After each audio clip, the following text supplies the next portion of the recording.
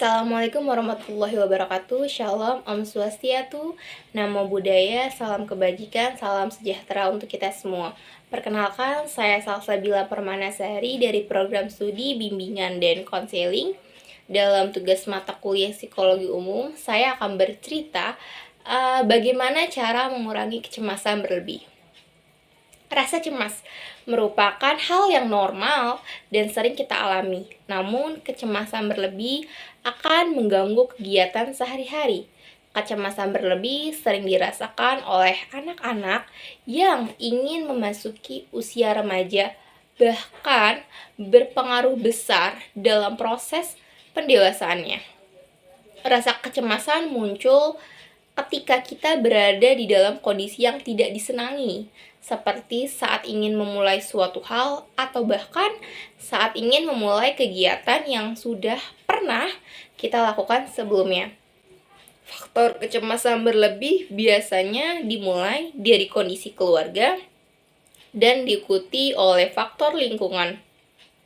Kedua hal tersebut dapat menyebabkan keadaan mental seseorang terganggu yang menyebabkan ketika dia sudah memasuki usia remaja akan mengalami kecemasan berlebih. Orang dengan kecemasan berlebih akan merasa cemas kapan saja, bahkan tanpa ada faktor penyebabnya yang jelas. Biasanya orang yang memiliki kecemasan berlebih memiliki beberapa gejala. Seperti yang pertama, ada yang namanya gangguan kecemasan umum. Gangguan kecemasan umum itu memiliki gejala seperti susah tidur, sulit berkonsentrasi, mudah khawatir terhadap hal-hal yang kecil, dada berdebar-debar, keringat dingin, mudah lelah, bahkan ada yang sampai mengalami gangguan pencernaan. Yang kedua, gangguan panik. Gejalanya berupa ditandai dengan rasa takut yang sangat intens secara tiba-tiba. Ketika orang yang memiliki kecemasan berlebih saat panik, dia akan tidak dapat berpikir dengan tenang dan merasakan gejala fisik seperti nyeri dada, pusing, sesak nafas.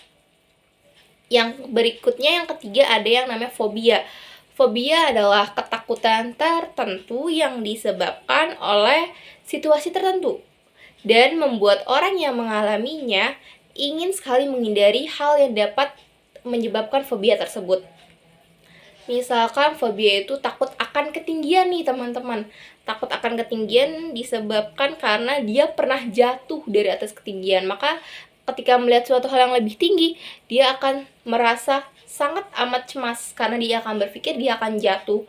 Atau melihat kolam renang, karena mungkin dulunya dia pernah tenggelam di kolam renang, makanya ketika dia melihat kolam renang, dia memiliki fobia, sangat cemas dan takut akan tenggelam.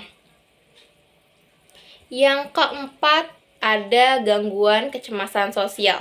Gejalanya itu seperti merasa takut saat berbicara di depan publik, takut ditolak, takut dinilai rendah oleh orang lain, takut dipermalukan, takut dirinya merasa terasingkan.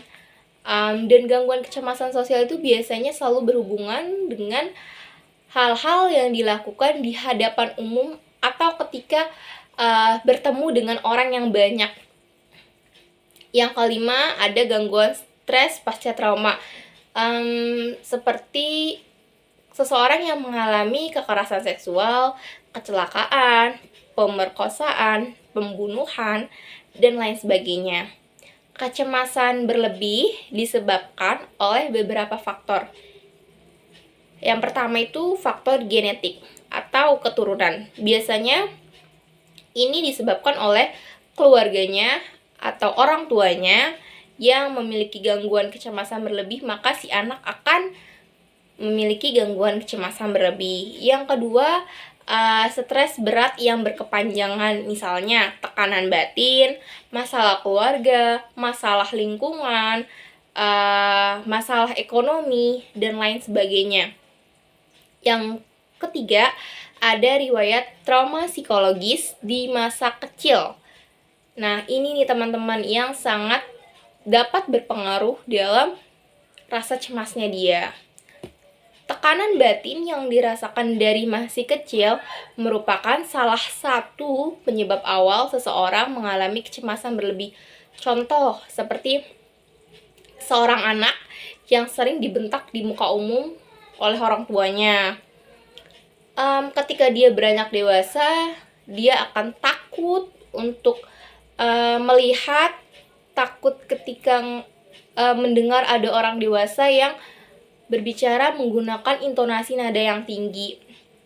Atau bahkan ketika dia beranjak dewasa, dia mudah untuk berteriak-teriak dengan orang lain, bahkan dengan orang yang usianya di atas dia berbicara dengan nada yang keras.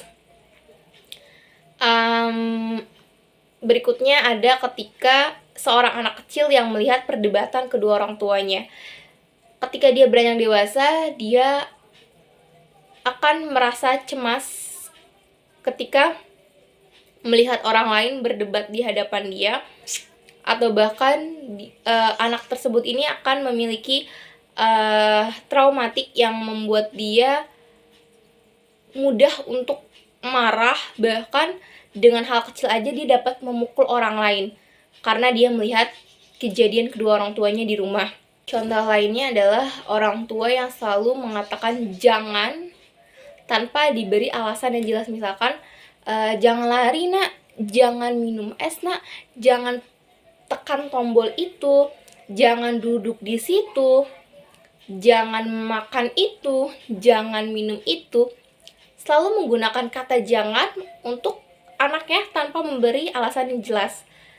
Maka dari itu akan membuat si anak ketika merasa dewasa, ketika ingin memulai suatu hal, jangan deh nanti diomelin mama, jangan makan ini deh nanti aku batuk, kalau aku batuk nanti mama bisa marah, jangan pencet ini deh nanti kalau ini rusak akan dimarahi mama.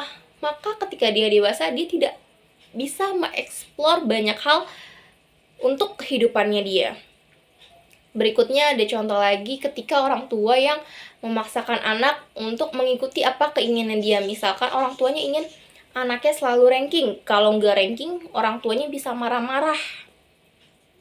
Jadi anak akan selalu merasa cemas ketika mau memulai ujian. Dia selalu memiliki ketakutan dalam diri bahwasannya kalau aku nggak ranking, kalau aku nggak punya nilai yang bagus, ibuku akan marah.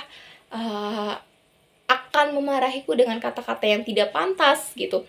Bahkan ketika menerima hasil ulangan pun dia akan merasa cemas kalau hasilnya tidak bagus.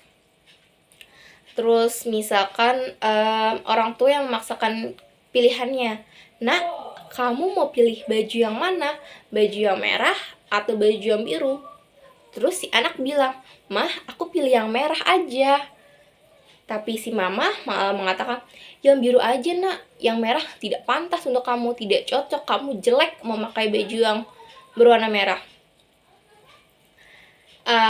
Dan ketika dia dewasa, akan membentuk kepribadian dia yang sulit untuk memilih apa saja untuk kehidupan dia.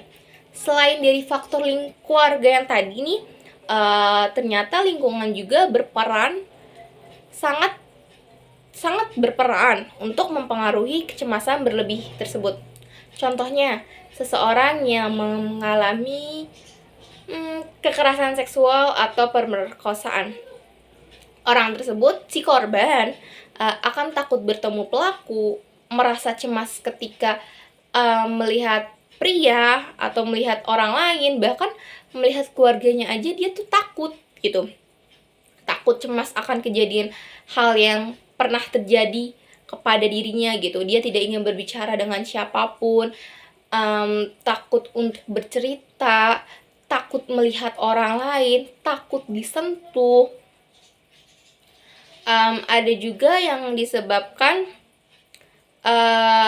itu karena ejekan orang lain. Misalkan dia merasa terkucilkan nih, dia memiliki kondisi tubuh yang kurang lengkap gitu, entah itu akibat kecelakaan atau memang faktor dia dari masih kecil dia akan takut nih ke temu kerumunan orang banyak, dia takut untuk dikucilkan, takut untuk diejek gitu. Berikutnya ada lagi contoh di mana ketika anak kecil nih abis menampilkan suatu hal di atas panggung, terus dia diberi kata atau diberi penilaian yang tidak bagus terhadap diri, kayak harusnya kamu nggak tampil loh, suara kamu jelek loh, harusnya dia aja yang tampil gitu dibanding-bandingkan dengan teman yang lain. Maka ketika dia sudah beranjak remaja, dia takut untuk, kalau untuk orang-orang sekolah presentasi ya namanya ya, untuk presentasi di muka umum, dia akan merasa takut karena ya tadi gitu, dia takut akan penilaian orang lain, takut akan direndahkan oleh orang lain, sampai akhirnya dia tidak ingin mencoba dirinya untuk berani berbicara di depan umum. Nih teman-teman, kecemasan berlebih bukanlah masalah yang sangat ringan dan tidak butuh penanganan yang tepat, melainkan kecemasan berlebih merupakan sebuah kondisi di mana orang yang mengalami kecemasan berlebihan akan terus merasa cemas tanpa sebab yang jelas. Munculnya kecemasan berlebihan disebabkan oleh gangguan kecemasan. Gangguan itu harus segera ditangani dan membutuhkan penanganan yang lebih jauh. Jika tidak diatasi ketika beranjak dari remaja menuju dewasa, akan berada dalam kondisi mental yang tidak baik dan berpengaruh untuk dirinya dalam menjalankan aktivitas sehari-hari. Aktivitas sehari-hari, kesulitan berinteraksi dengan orang lain, lebih tertutup, lebih murung, menurunnya prestasi belajar di sekolah, terus juga orang yang akan menjadi lebih takut untuk mencoba hal baru. Saat diri kita merasakan kecemasan berlebih, kita harus menyadari, oh iya ya, ini ada loh salah satu gejala bahwa kita punya kecemasan berlebih. Kita harus sadar dan kita harus segera mengatasinya hal tersebut gitu. Untuk membantu penanganan kita, sebaiknya kita sadar, oh ya kita punya loh gangguan kecemasan berlebih. Gimana sih cara ngatasinnya biar nggak terus-terus mengganggu kehidupan aktivitas kita sehari-hari? Oh, kita harus pergi ke psikolog. Dan di psikolog itu kita untuk melakukan psikoterapi. Dengan bertemu psikolog, kita harus bercerita apa yang kita rasakan, apa yang kita alami tanpa ditutup-tutupi. Iya, betul. Terkadang ketika kita bercerita itu pasti kita takut akan penghakiman orang lain terhadap cerita kita, atau kita takut untuk agarnya orang ini nggak bakal dengerin cerita kita gitu. Ketika kita sekolah, kita harus yakin bahwasannya psikolog yang kita tuju itu adalah orang yang ahli untuk membantu masalah kita. Dalam psikolog pun, di dalam proses konseling dengan psikolog, biasanya psikolog akan memberikan saran dan membimbing kita nih gimana sih cara mengatasi kecemasan berlebih. Salah satunya itu seperti melakukan meditasi atau relaksasi. Nah, teknik psikoterapi itu kan bermacam-macam ya teman-teman, tergantung apa penyebab kecemasan berlebihnya kita. Namun yang umum teknik psikoterapi adalah terapi perilaku kognitif. Tetapi jika masalah kecemasan terus terjadi sampai dapat mengganggu kesehatan jiwa kita, biasanya seorang psikolog akan menyarankan kepada kita untuk atau dirujuk gitu kepada orang yang lebih berkompeten seperti psikiater. Nah, biasanya di psikiater itu kita akan diberikan obat agar kita dapat mengurangi rasa kecemasan berlebih. Untuk mengendalikan diri kita agar berfokus agar tidak terlalu berfokus dengan kecemasan berlebih tersebut gitu. Ketika kita ke psikolog, kita akan melakukan psikoterapi. Ketika kita ke psikiater, kita akan diberikan obat. Obatnya untuk apa? Ya tadi, untuk mengendalikan diri kita agar tidak berfokus dengan kecemasan berlebih. Penanganan orang yang ahli, orang yang berkompeten itu harus disertai dengan pertama, hindari mengkonsumsi minuman yang mengandung kafein seperti teh, kopi, karena dapat memperburuk gejala gangguan kecemasan. Yang kedua, lakukan olahraga secara teratur, seperti jogging, senam aerobik, dan bersepeda, agar membantu mengurangi stres dan memperbaiki suasana hati. Yang ketiga, istirahat yang cukup 7-9 jam setiap malam. 4, coba untuk bercerita, curhat ke orang lain mengenai perasaan dan masalah apa nih yang sedang kita alami atau yang sudah terjadi terhadap diri kita. Tapi ingat, berceritalah dengan orang yang kita percaya. Yang kelima, hindari mengkonsumsi minuman beralkohol, hindari obat-obat terlarang, dan merokok, karena bisa memperparah atau memperburuk gangguan kecemasan yang kita alami.